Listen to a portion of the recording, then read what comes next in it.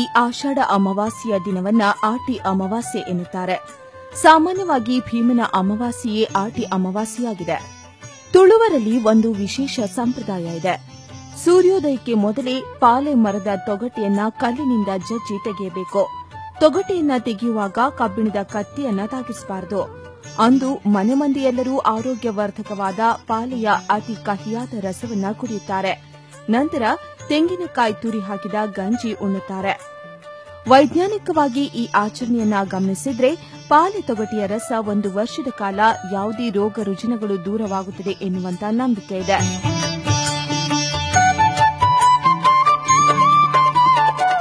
ವೈಜ್ಞಾನಿಕವಾಗಿ ಈ ಆಚರಣೆಯನ್ನು ಗಮನಿಸಿದರೆ ಹಾಲೆ ಮರದ ತೊಗಟೆಯಲ್ಲಿ 1 ತಿಂಗಳ ಮುಂಚೆ ಹಾಲೆ ಮರದ ಹೂ ಬಿಡುವ 1 ತಿಂಗಳ ಮುಂಚೆ ಹಾಲೆ ಮರದ ತೊಗಟೆಯನ್ನು ಮಾಡಿದ ಕಷಾಯ ಮಾಡುವುದರಿಂದ ರೋಗ ನಿರೋಧಕ ಶಕ್ತಿ ಜಾಸ್ತಿಯಾಗಿರುತ್ತದೆ ಹಾಗೂ 1 ವರ್ಷಗಳ ಕಾಲ ರೋಗ ರುಜಿನಗಳಿಂದ ದೂರವಾಗಿರಲು ಸಹಕಾರಿಯಾಗುತ್ತದೆ ಎಂದು ನಂಬಿಕೆ ಇದೆ.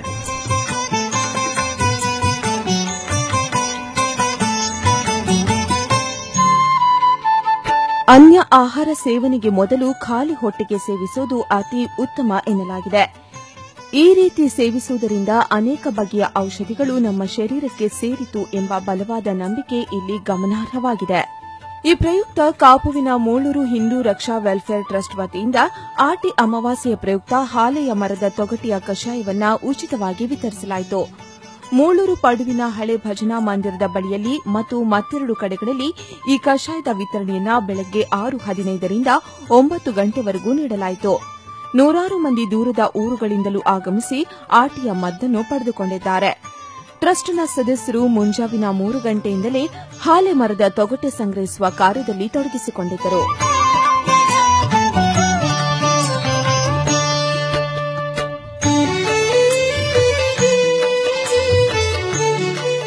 ಈ ಆಚರಣೆಯು 2 ಕಡೆಯಲ್ಲಿ ನಾವು ಮಾಡುತ್ತಿದ್ದು, ಒಂದು ಮಹಾಲಕ್ಷ್ಮೀ ನಗರ ಮೂಳೂರು ಹಾಗೂ ಹಳೆ ಭಜನಾ ಮಂದಿರ ಮೂಳೂರು ಸಮೀಪದಲ್ಲಿ ಮಾಡ್ತಿದ್ದು, ಇದರಿಂದ 300 ಜನಕ್ಕೆ ಉಪಯೋಗವಾಗಲಿದೆ.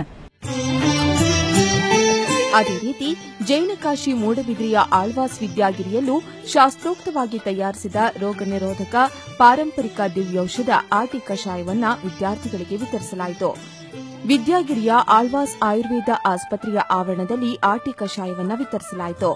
ಧನ್ವಂತರಿ ಪ್ರಾರ್ಥನೆ ಬಳಿಕ ಕಾಲೇಜಿನ ಪ್ರಾಂಶುಪಾಲ ಡಾ ವಿನಯ್ ಚಂದ್ರಶೆಟ್ಟಿ ಕಷಾಯವನ್ನ ವಿತರಿಸುವುದರ ಮೂಲಕ ಚಾಲನೆ ನೀಡಿದರು.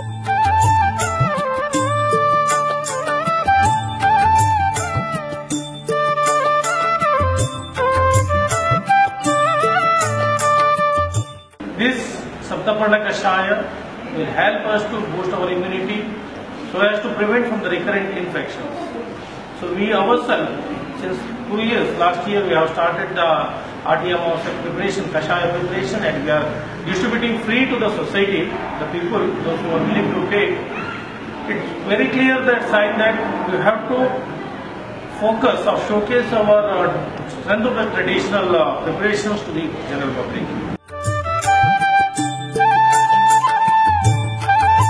ಔಷಧೀಯ ಶಾಸ್ತ್ರದಲ್ಲಿ ಎಷ್ಟೇ ಬದಲಾವಣೆಯಾದರೂ ಹಾಲಿರಸದ ಕುರಿತಂತೆ ಜನರ ನಂಬಿಕೆ ಮಾತ್ರ ಬದಲಾಗಿಲ್ಲ. ಇದು ಸಾಮಾಜಿಕವಾಗಿಯೂ ಧಾರ್ಮಿಕವಾಗಿಯೂ ತನ್ನದೇ ಸ್ಥಾನ ಉಳಿಸಿಕೊಂಡಿದೆ. ತುಳುನಾಡಿನಲ್ಲಿ ಇದು ಹಿಂದೂಗಳಲ್ಲದೆ ಇತರ ಧರ್ಮೀಯರಲ್ಲೂ ಕಂಡುಬರುತ್ತದೆ. ಆದ್ದರಿಂದ ಇಂದಿಗೂ ಈ ಕರಾವಳಿಯ ಹಳ್ಳಿಗಾಡಿನ ಜನರು ಆಟಿ ಅಮಾವಾಸ್ಯೆಯಂದು ಈ ವಿಶಿಷ್ಟ ಆಚರಣೆಯನ್ನು ಆಚರಿಸುತ್ತಾರೆ ಅನ್ನೋದು ಹೆಮ್ಮೆ ಪಡುವ ವಿಷಯವೇ ಸರಿ.